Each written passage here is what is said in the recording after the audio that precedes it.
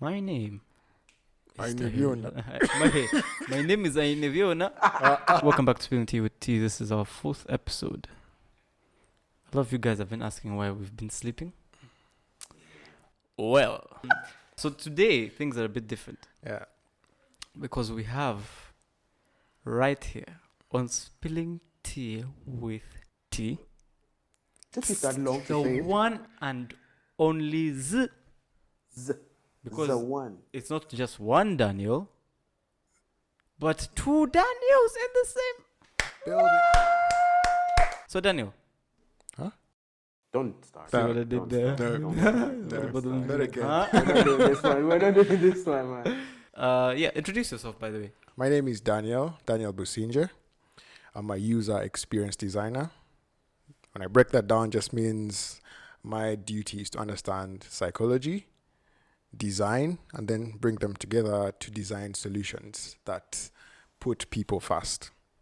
So what's user experience exactly for people that aren't really? Is it like user interface? Is it? That's a very great question. So I get that a lot because it's a very, very new field, especially here in Uganda.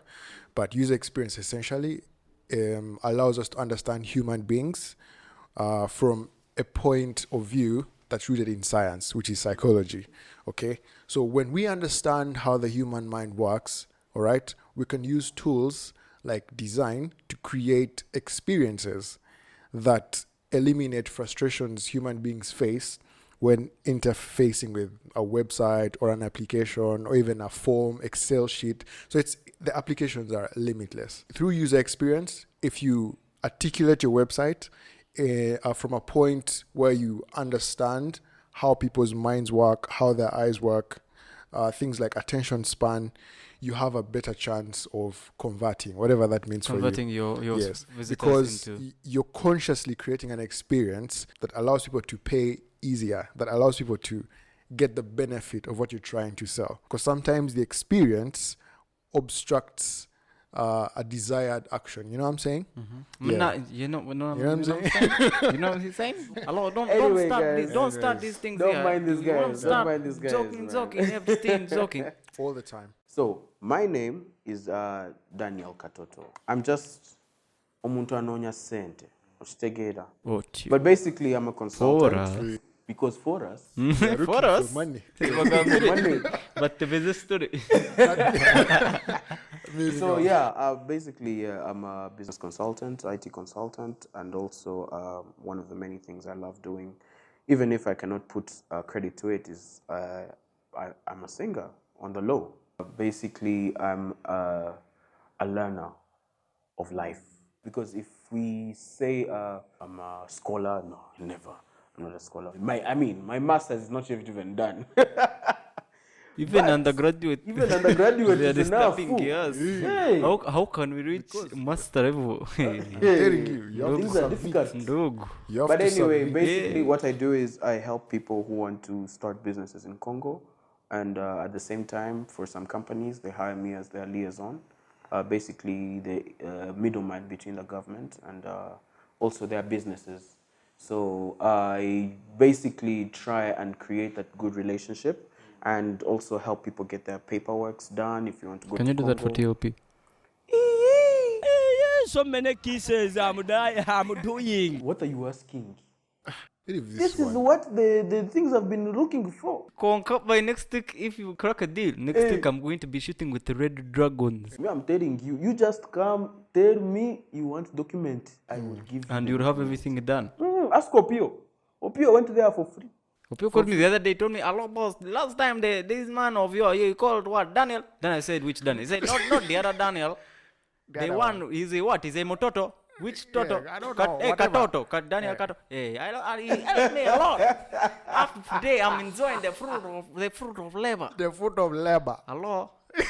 Eating fish without head. You can't. At least maybe the chicken you can eat without the head. But the fish, that is not fish. Like people think that thinking is what you do when you're by yourself. But thinking, we've talked about this before. Thinking is when you meet people and then you have a conversation in a safe space, and then that conversation sort of like challenges what what thoughts you heed when you're by yourself. That's the main purpose of this. That's why it's called spilling tea with tea. Because you spill the tea with the... Oh, come on, Ndug. Do I have to say it? Yeah, you have to explain. How many times? You have to spill. And to spill means it is... It is random. You reveal everything. It is random. And anything. You cannot You can just be walking and by mistake a fact. You have dropped a fact. You are walking an embarrassing moment. Embarrassing. And then the statistics come up. Something very crazy. I'm going to let you guys. This is, by the way. So we're minding our own business. They had their table, we had ours. I noticed them. I was like, okay. Shout out to the drop. Shout out to the drop. Best place in Muyenga. And also the owner of the drop is called Daniel. So you see how ironic that gets. There's a third Daniel. Yes, there's a third So when two Daniels are Danieling, then three Daniels are doing what? Danieling. With apostrophe. No, so this guy comes and they're like, okay, guys, we're closing down. You guys have to leave. So like, okay.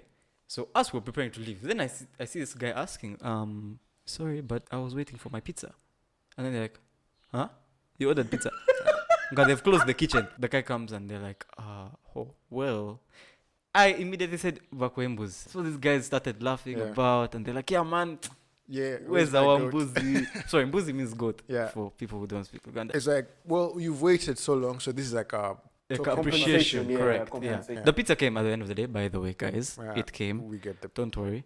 And he was ready to even leave it there, by the way. Pizza is food for, The poor. I think there are people who are watching that have pizza. Matter of fact, you ate the pizza. Yes, you gave it to me. I couldn't refuse it. Come on. First of all, that's It is a cup. pizza. First of all, big cup. So I asked. After that, I asked for a lift. These guys are like, okay, because lockdown. We now have no car for drive, So for him, he had a Mitsubishi. So I told him, man, instead of me going on my Mitsubishi, can't you drop me in your Mitsubishi? Now this Daniel is getting out. This one decides the pizza should stay. This size comes with a price. Comes with a price. You have to maintain. You have to maintain. You can't be losing weight. What? What would the people think of you? Do you know that my wife sometimes asks me, but honey, what is wrong? You have lost weight. And I tell her, don't worry, I am sorry. I am going to compensate. So when I came back from safari, I compensated. You had become Chizito. No, I was Chiraiti. But when I came back, I was Chizito. I ate all the food. You are Chiraiti? This is a week later, and here we are having a podcast. I believe in the law of attraction, actually. Yeah. Every time I've left a conversation with you guys, my mind is like stretched. So I just started to just bring you guys into the room. We want to interface with you guys. I mean, we want to have the word is interact. I don't know why you said interface. No, interface. Because he does user experience. Doesn't mean you talk about interface. What's interface? Technology. Define interface. So, I mean, I'm going to be honest about one thing, for example, because it's spilling the tea with T. I mean, and D squared. But then we shall differentiate that. What the fuck is D squared, man? I had a wish one time to be an artist. I mean, a singer, renowned in the world and all that stuff.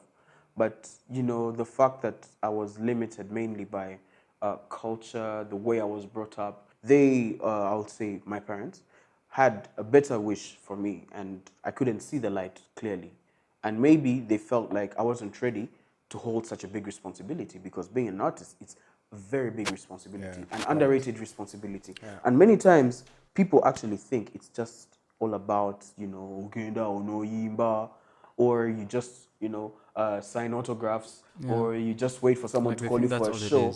You see, big shout out, by the way, to Winnie Nwaji. She's a very good friend of mine. She is the one person who I think puts in much effort. Which artist would you like to kiss when you meet that person? Winnie Nwaji. I want to kiss Winnie Nwaji. Winnie Nwaji, because her body is enticing. Oh.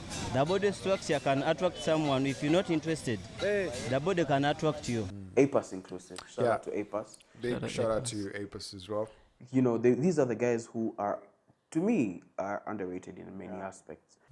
But I also think, man, it's so unfortunate that a lot of people are so selfish. Like, you guys would literally prefer the hip hop, the drill, the grime, the rap. It's hindering the ability of our local artists to grow. Look at somebody like Zagazi, Kale Beats. He's doing something big. Yeah, he's getting some attention, but that not the attention he deserves. You know, I've seen that guy in the studio. I've seen him. I've worked with him. I've done a music video for him. He wants to represent the nation. But the nation is failing to represent him. Guys, that was incredible. Please, clap. Please, that was a good one, though. That was a good one. That was a good one. That sunk in. I've personally struggled with that, okay? For a very long time, I never used to listen to, like, music. I'm a huge fan of classical music and jazz music because of the way my mind works, I need something that enables me to relax. Sometimes the words are like magnets. They cause you to, like, think and reflect on stuff. Yeah, definitely. And then when I decided to, like, actively pursue African history, I quickly realized that we have always used art as a form of communication. And music is one form of communication. So I just went in, like, that direction hard on African music, especially Ghanaian music.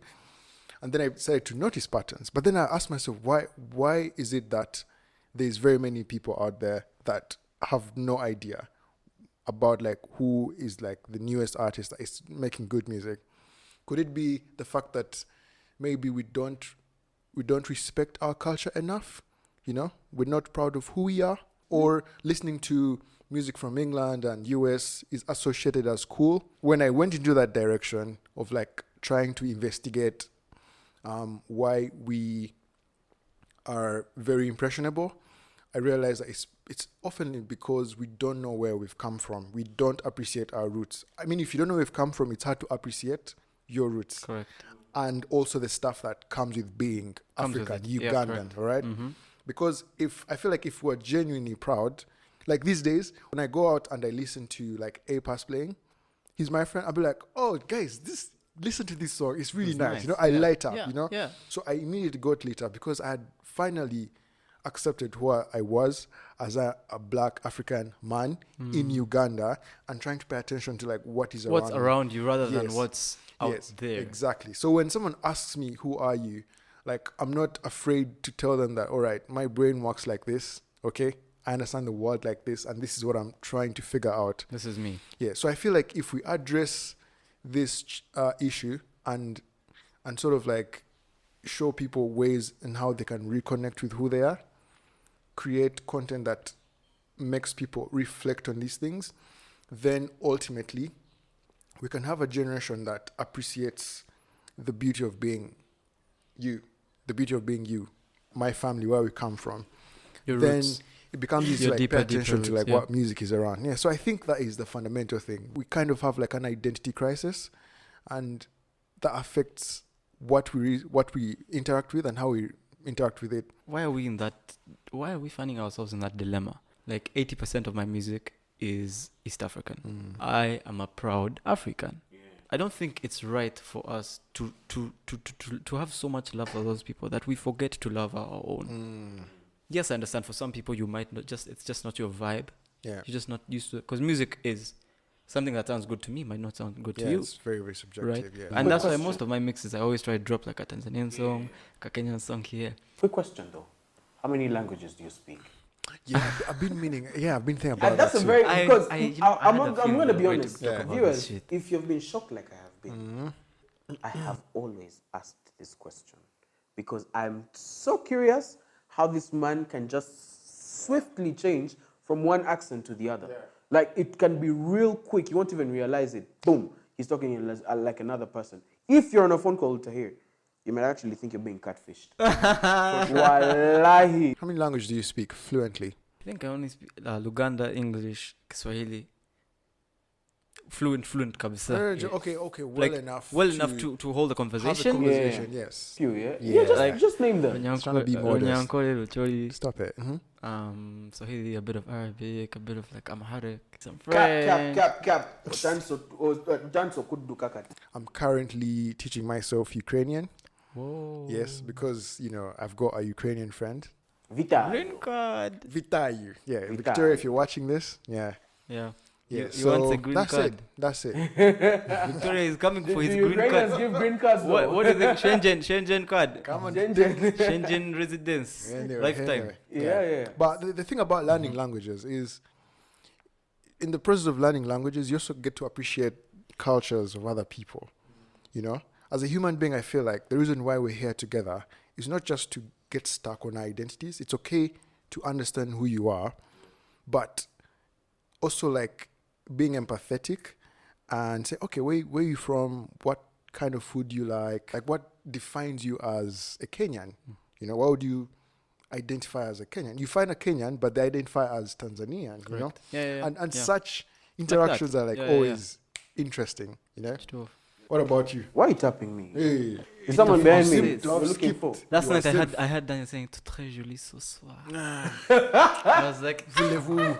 So, Yeah. hello.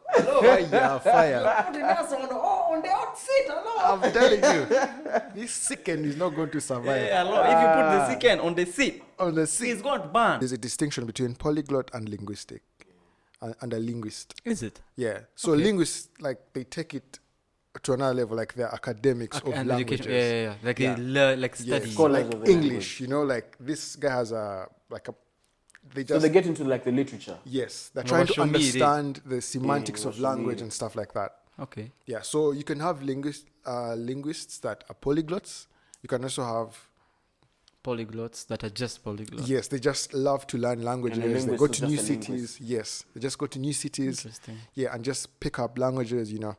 And I feel like that's where you are. Like right now, me and him will speak Swahili, and he'll feel like he's home. Sometimes we talk in Runyankore, and he'll feel like he's home. So basically, I think what I'm trying to say is the ability that we have to learn a language, if we so choose to tap into that aspect of our brain, we'll do so much more than we actually think. Because you can make somebody's day just by speaking their language. Yeah.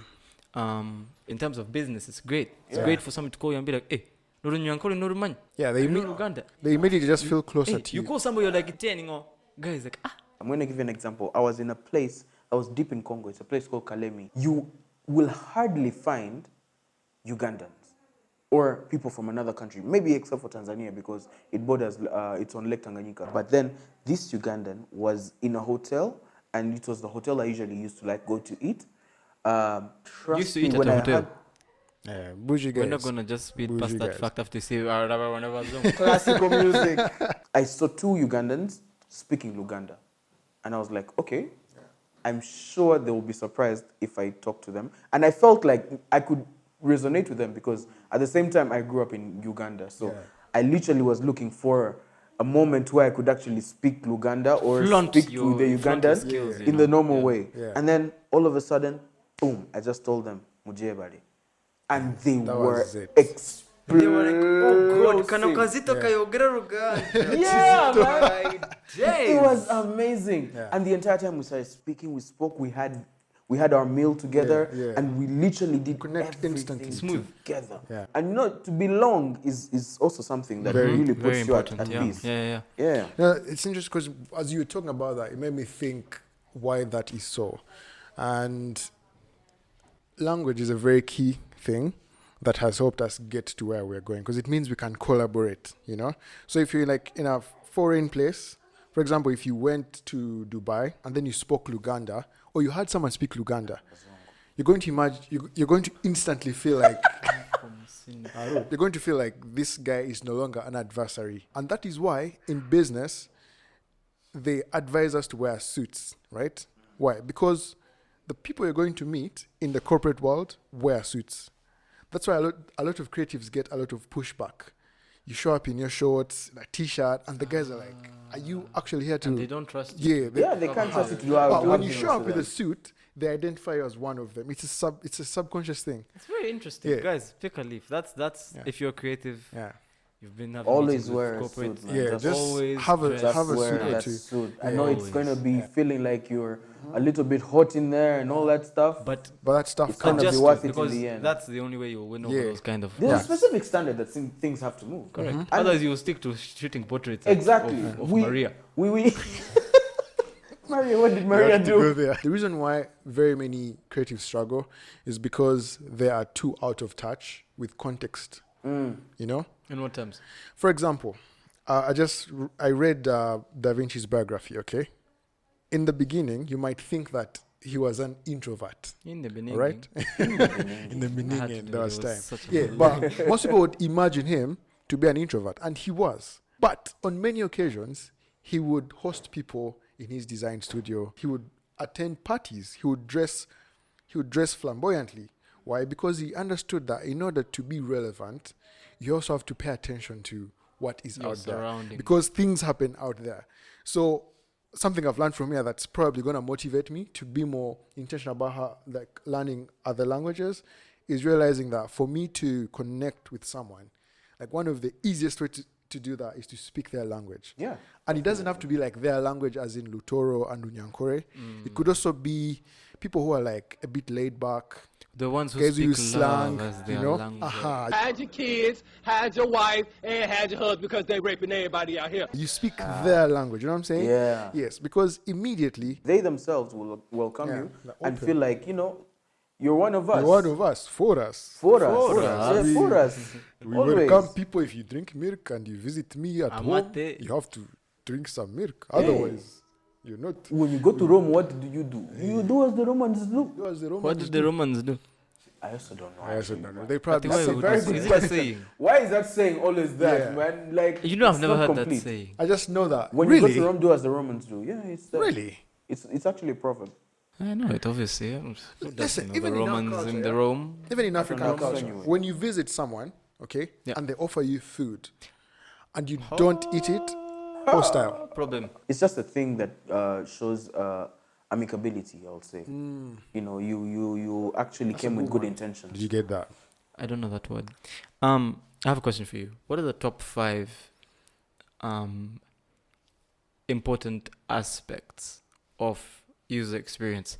I'm talking in terms of web development. Yes. I've been working on a website for a while, but I had abandoned it for some time. Yeah. And now, because of the lockdown and everything going on, I think it pushed me to now taking everything waking up online. and saying, okay, time to pull up my socks and work on that. So I'll jump in it. The first thing is you have to empathize. All right? You need to understand that person that you're trying to serve. You need to walk a mile in their shoes so that you can get to know their idiosyncrasies, get to know their mindsets, their biases, their beliefs. All right? Because you're dealing with people. All right? After empathizing, you need to, because it's a cyclic process. When you start from point A and you go through the 5 steps, You end gotta up go back back at to point A, correct? Yes, It takes because you back. it's an iterative process. The best thing about it is to annihilate as many of the assumptions as possible so you're left with a real problem, not what you think the problem is. Because the challenge is, as designers and service providers, we like to invent problems that don't exist. But when you engage people, they will tell you what their pains are. Then you build around that. Next stage would be prototype. Okay. Right. So what does that mean? It means to create a low-cost model or mock-up of what the ideal solution would be. One of the perks about user experience is it allows you to save money on development. Because imagine just rushing to the development phase, then you realize that, oh my God, we don't have a feature. Then you have to hire a developer to fix that, which often costs money. But when you come up with a prototype that has all the features you've agreed, you can test that out with people.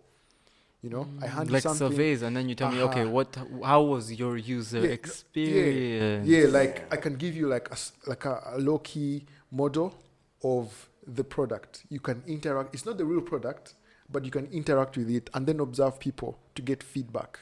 Okay? Then the final part is the development. So over time, that just keeps, it's cyclic. It keeps happening over and over again until you find the refined, even when you find the refined product, then you test how the prototype is being used. Then back to step A, next problem, next Yes. solution, Until next you're prototype, ready to until roll you out. find you're done. Okay. Yes, Yeah. until And I you're feel ready like a to lot roll of us, including me myself, out. I think we rush into it so much.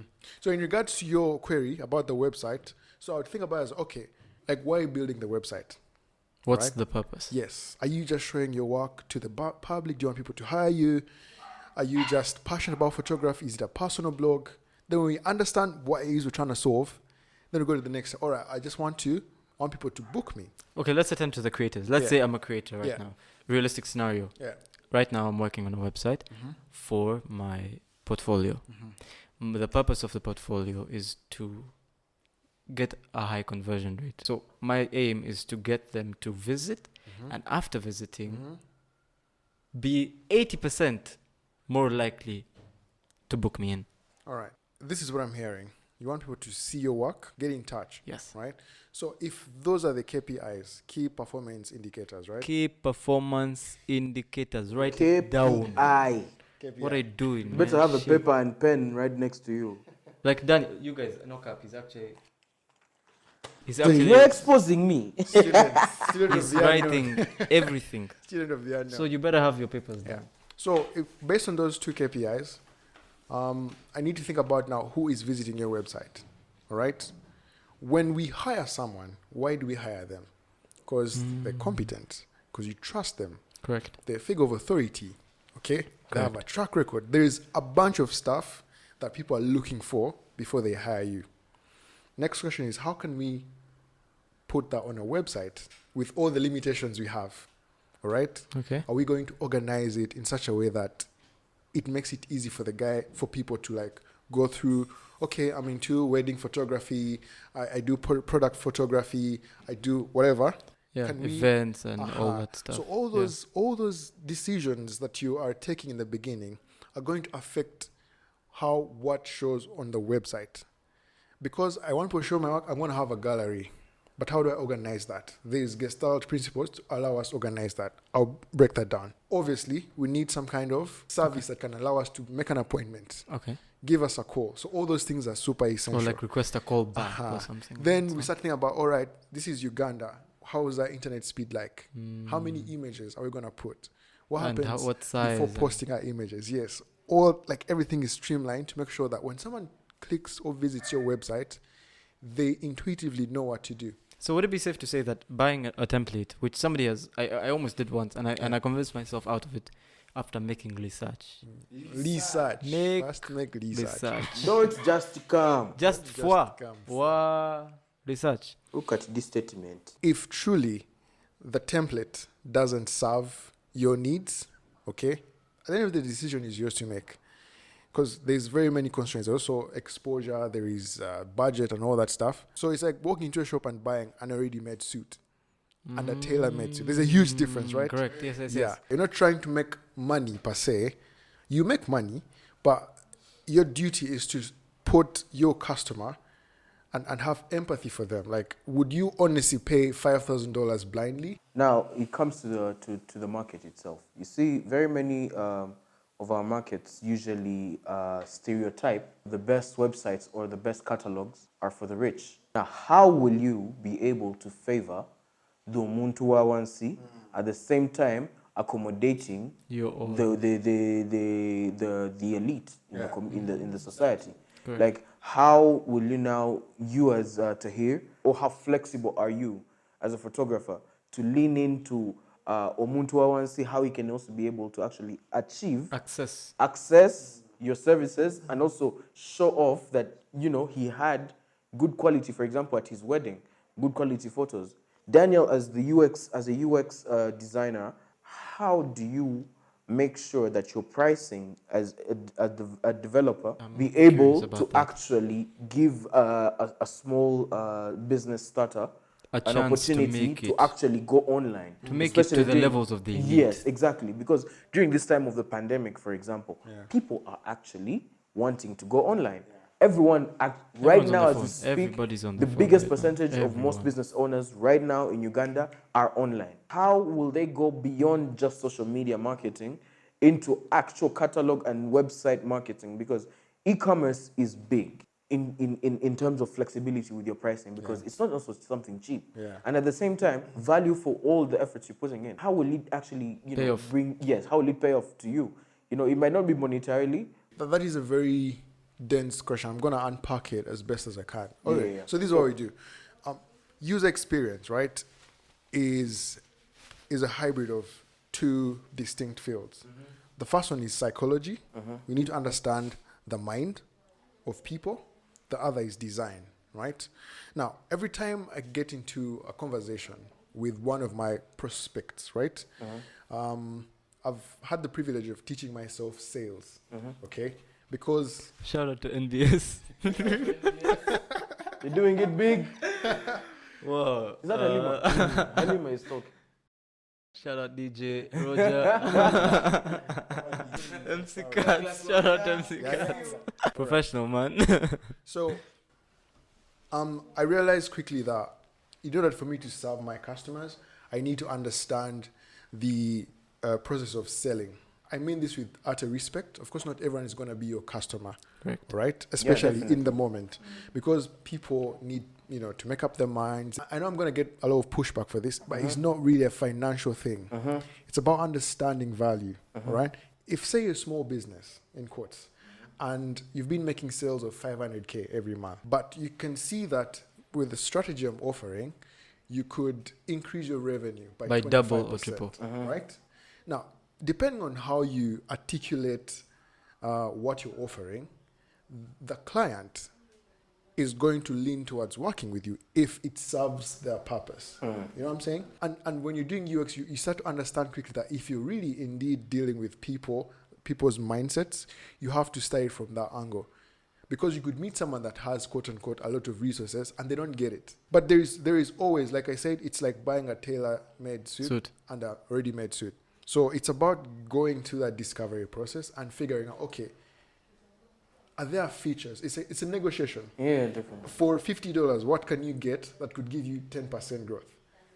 For $1,000, what can you do that can give you 10% growth? And does this include like ads and stuff like that? Well, it all depends on the kind of business you're running. All right.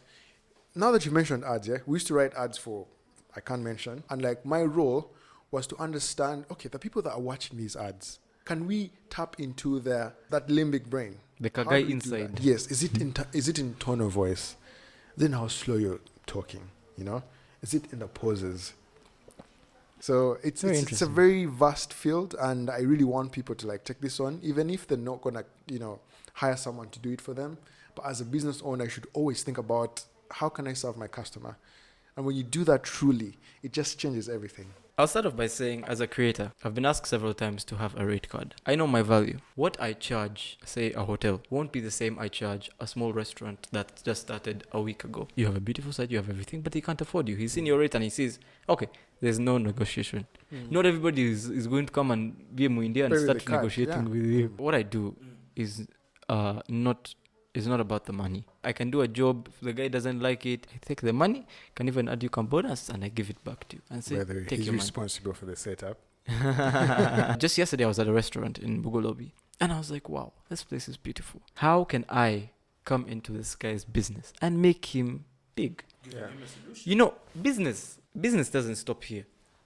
It's not stopping tomorrow. It's not stopping day after tomorrow. And a lot of creators have this issue. This is long term. I would rather get 200,000 a month. And I'm getting for 10 years straight. As opposed to getting 1 million and that's the last payment of my life. Yeah. Do you understand what I mean? My company, we have a budget that allows us to handle non-profits. Okay. Interesting. And also budgets that allow us to take on corporate clients. Does TLP have fall under any of those budgets? I would like to benefit from this budget. So what is this budget you talk of? Tailoring your pricing in accordance to your specific target market, it's also not something bad. Knowing your client is this person, and then he will bring the same client who brought you that same price. For example, a low income earner who brought you the same price, but then the person who he has brought actually has money. Yeah. You see that? Has a bigger budget. Okay, so to counter that, of course, a lot of creators might attack me for this. When I talk of my rates switching up, or I mean being my rates being adjusted, I don't mean at somebody, okay, I charge you 1M, but you, I give you 100K. Let's come up with a hypothetical figure that you can't go below. 100,000 minimum. 100,000 per hour. So do you think that if you said we are here to help your business take clear pictures, all right, and our fees are starting as low as 100K. A guy who could pay 100K now gets, I can actually also, my business could also have nice something pictures, to benefit from this. Onwards, 100K. Then you could say, then for corporate blah blah, like a hotel, 200, 150, like $150. Okay, and so you know what I'm saying? I just give it where I'm willing to start from. Or like a rate, like $15 per hour. So you'd suggest I work on a rate card. Yes, you could. There's always a number. Yeah. If you feel like there is passion projects, then you'd be like, you have to have again a criteria. Can I afford to do it? How? If you truly want to give people a free service, have a strategy that allows you to sustainably do that. Okay, I like that. Then you can categorize, all right, if you're doing a wedding, it's this per hour or per day, whatever that is. And you could keep it open as well. And if you have something So crazy, I'll just say, okay, fine, my rate is this per hour. If it's above these hours, give me a call, we'll discuss. Voila. User experience, guys. That's where this is at. Now this is just a start. Imagine now episode 5. Come with these big fair books. Be ready to write because we're gonna have a lot of information, guys. We'll bring a blackboard and okay, Kras. Okay, guys. That's been it for today's episode. I thank you so much for coming through. The brotherhood that keeps things. For you, Corona. Boom. This has been excellent. I hope you guys had something to pick from this conversation, and I hope you guys enjoyed it as much as we did. If you have any comments, leave them down. Spilling tea. Daniel said T stands for thumb, guys. I can't. I can't do this. I don't remember his. It kind of looks like a thumb, a thumbnail. Come back, man. Come back. No cap.